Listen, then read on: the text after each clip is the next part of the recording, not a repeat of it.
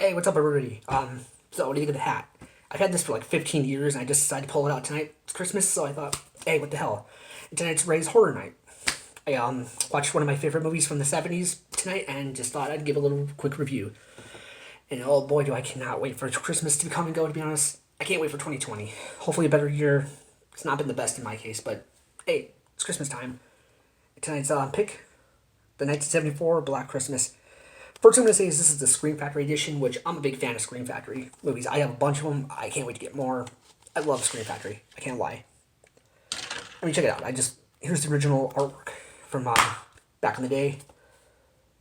2 discs, because there's like 3 commentaries on this. But this movie's starring Margaret Kidder from the Superman movies. John Saxton. He plays the sheriff or something like that. I can't remember right offhand now, but no, he's a cop. Don't forget what I'm saying. But meanwhile, it all goes about in a sorority house with this actress that I'm blanking on the name right now.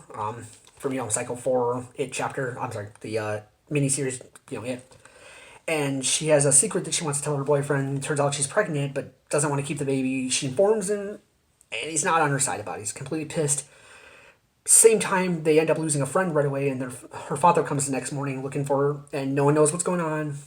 No clue. She's already, of course, dead. And they're getting obscene phone calls from the killer. And meanwhile, the cops are trying to find out what's going on with the missing kid. Incompetent cops. I mean, just a whole situation going on there. And one by one, they start getting picked off. If you know the story, then you've watched this before, you know what I'm talking about. But it's from the 70s, and I think it's a pretty cool movie, It's right up there with Halloween, I know there's the 2 remakes, the '06 one and now currently a new one. I haven't seen that yet, but I am looking forward to checking it out at some point. I don't care what the critics say, I'm going to still have to see it. But yeah, if you haven't seen this one, I do highly recommend it. There is some obscene phone calls that are a little dirty, but what do you got? What are you going to do? It's the 70s, I always loved this. This is the girl that you first see get killed.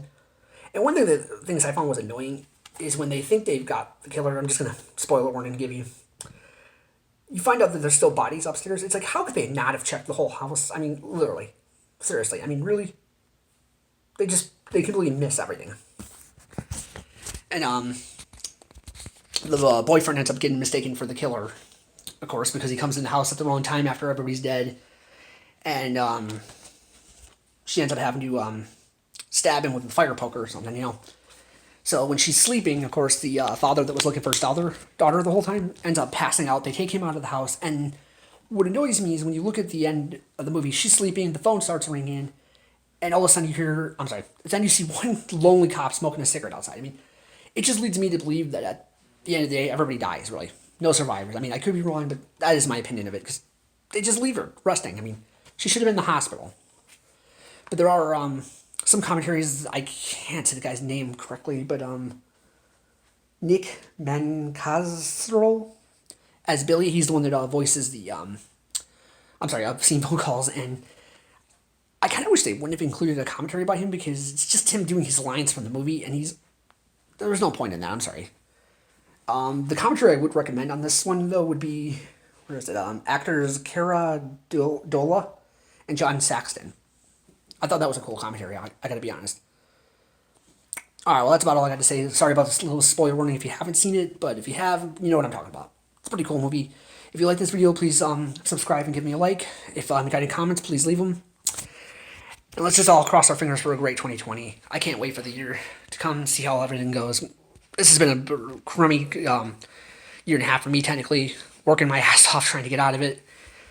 And I'm just praying for a good 2020. Better year, better Christmas. Let's pray for the best, everyone. All right, take care. Have a good Christmas. Have a Merry Christmas.